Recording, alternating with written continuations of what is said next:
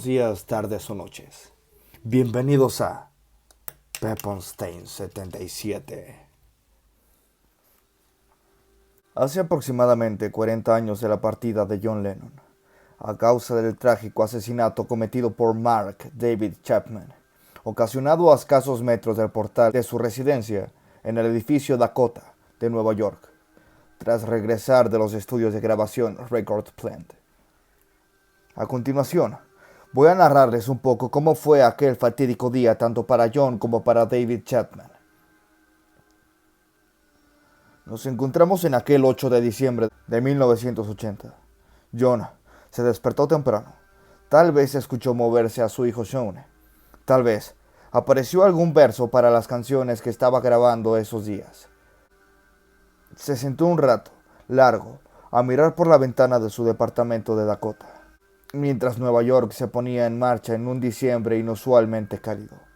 Todavía no había nevado, ni se habían visto obligados a abrigarse demasiado. Se preparó un café, se fumó un cigarrillo. En la radio pasaron Watching the Girls, la canción con la que volvía al ruedo. Ya había perdido la costumbre de escuchar sus canciones en la radio. Le gustó esa sensación. Sería un día ocupado. Tenía una sesión de fotos, entrevistas y terminar la jornada grabando en el estudio. Después se levantó su hijo, Sean, de 5 años. Lo acompañó en el desayuno y vieron juntos un rato la televisión. Mark David Chapman había llegado a Nueva York el 6 de diciembre. Las primeras noches se había alojado en la Asociación Cristiana de Jóvenes. Después se mudó a un hotel lujoso. Tenía un bolso con ropa y unas pocas pertenencias, entre las que destacaba varios discos de los Beatles, alguno de John Lennon y un libro. Son las 9 de la mañana. John bajó junto a Yoko a desayunar en el Café de la Fortuna, un bar cercano a casa y uno de sus lugares favoritos de todo Nueva York. Pidió lo de siempre, un cappuccino y huevos benedictinos. Después pasó por la peluquería. Quería estar decente para las fotos que le iban a sacar. Más o menos a la misma hora, David Chapman dejaba su habitación en el Hotel Sheraton de Manhattan. Fue caminando hasta el Dakota y montó guardia. Llevaba encima su disco de Double Fantasy, un ejemplar del libro del Guardián entre el Centeno y Salinger A y una 38 Super, junto con unas cuantas balas. Quería ver a Lennon, charlar con él, pedirle un autógrafo y acabar con él. A las 11 a.m., Annie Leibovitz fue hasta el Dakota. Tenía que sacar las fotos para la entrevista que le había realizado la Rolling Stone. La nota saldría en la portada de uno de los números de enero. Era su regreso después de un lustro, y fueron muchas las ofertas que recibió. Chapman hacía guardia en la puerta del Dakota. No era el único. La relación de Lennon con los fans era pacífica y despreocupada. Le pedían autógrafos, y pequeños grupos de fans le esperaban en la entrada del Dakota. Entre ellos, había un puñado de chicas que se consideraban las groupies, ideales de John Lennon. Había un pacto tácito, que ninguna de las dos partes violaba. Ellas no lo molestaban y él saludaba con cortesía cada vez que pasaba junto a ellas. Y cuando estaba holgado de tiempo o con ganas de hablar, se detenía y respondía a algunas preguntas. El 8 de diciembre a las 13 horas, se sentó ante David Scholing. Además de hablar sobre sus nuevas canciones, sobre Yoko y sobre la crianza de Sean, Lennon dijo: «Viviremos unos cuantos años más o eventualmente moriremos. Considero que mi trabajo no va a estar terminado hasta que no esté muerto y enterrado. Espero que para eso todavía falte mucho». La nota se emitiría por la radio en los días posteriores. Sería el último contacto de John con la prensa. A media tarde, la niñera sacó a pasear a Sean. Al regresar, Chapman se acercó, saludó a la mujer y al chico, le sonrió y le dijo que era un nene muy lindo, y citó unos versos de The Beautiful Boy, la canción que John Lennon le dedicó a su hijo. A las 5 de la tarde, John y Yoko salen de nuevo del Dakota.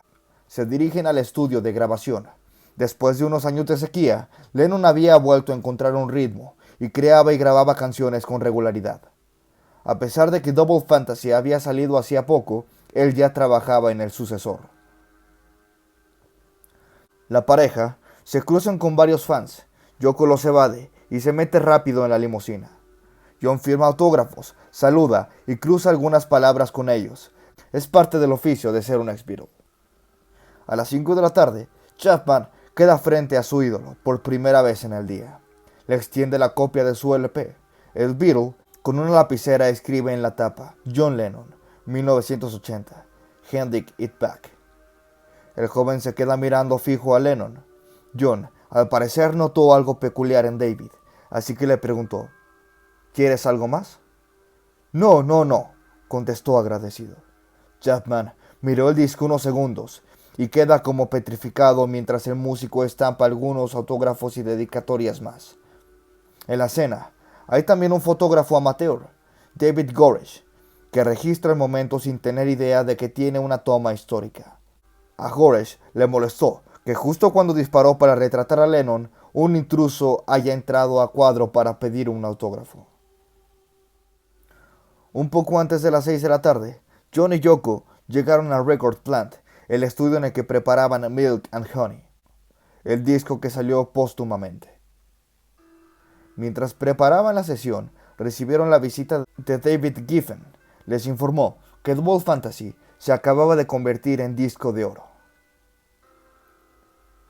Por su parte, Chapman espera en la amplia vereda del Dakota el regreso de John.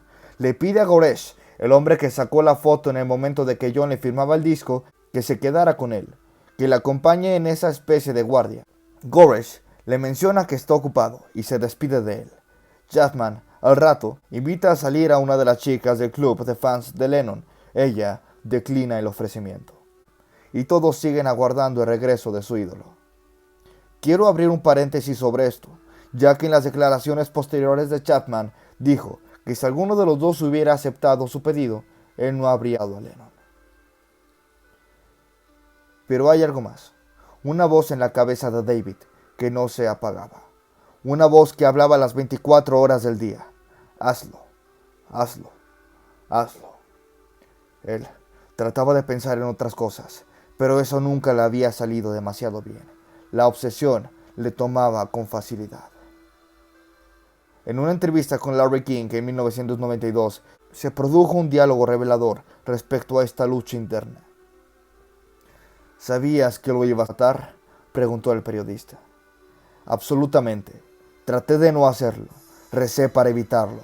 Pero había algo dentro mío que me llevaba hacia allí inevitablemente, contestó David Chapman. Apenas pasaban las 10 de la noche. Terminó la sesión de grabación. Todos están exhaustos, algo cansados. La canción en la que trabajaban se trataba de Walking on Thin Ice, que quedó terminada. A John le gustaba mucho esa canción y además se volvía a sentir en forma. Al terminar, le dijo a Yoko: acabas de grabar tu primer número 1. En todo ese tiempo, Chapman se quedó frente al Dakota.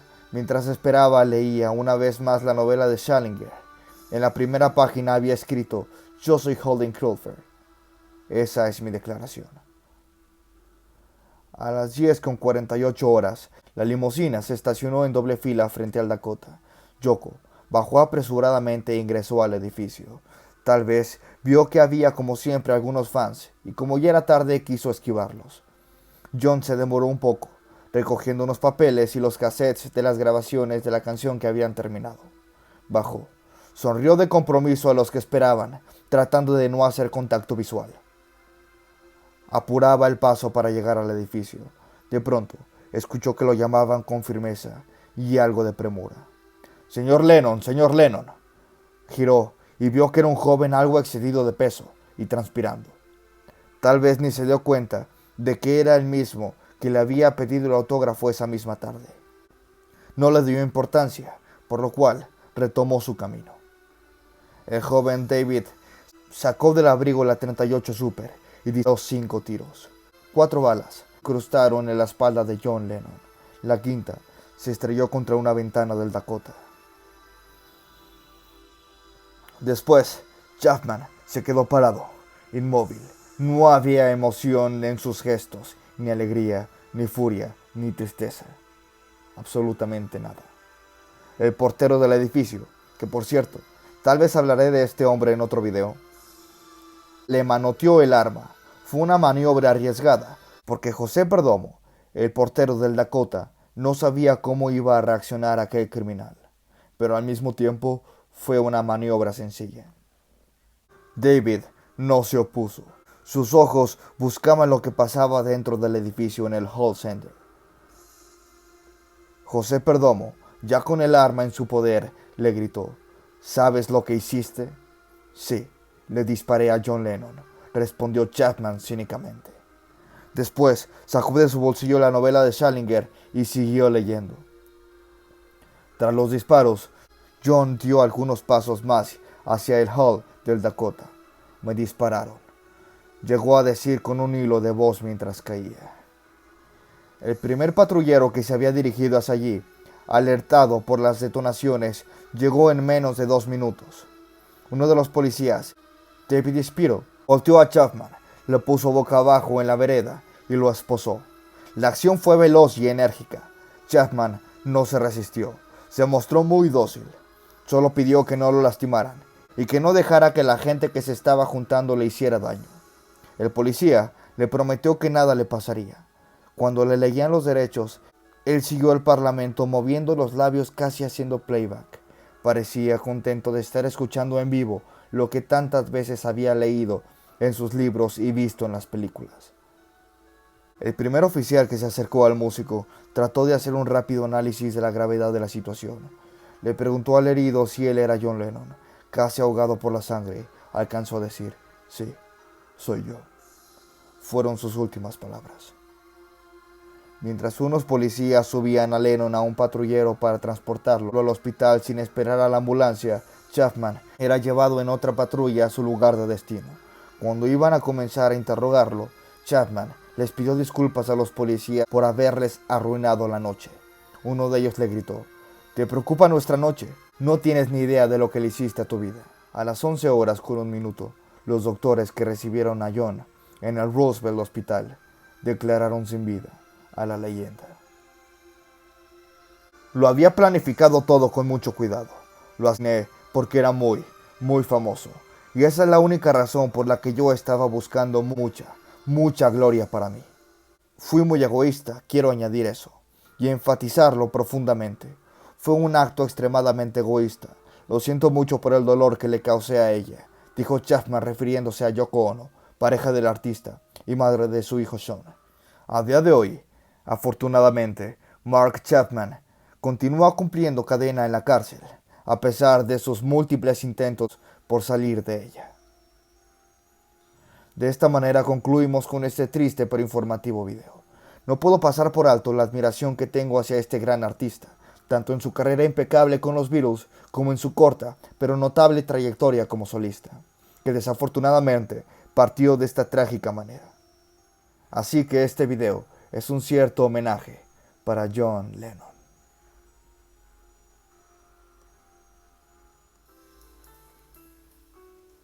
Antes de terminar con este video, quiero invitarlos a formar parte de los miembros del canal. Tendrán muchos beneficios como obtener insignias especiales, ver contenido exclusivo del canal o mirar contenido antes que sea público. Así como pedirme directamente algún tema del que hablar, al igual que pedirme alguna canción para tocar, entre muchos otros beneficios más. Si mi trabajo les gustó, los invito a que dejen su like y se suscriban al canal, ya que me ayudan un montón a continuar con este proyecto, además de que es totalmente gratis. Larga vida para todos, amigos, y recuerden, ¡Let's rock!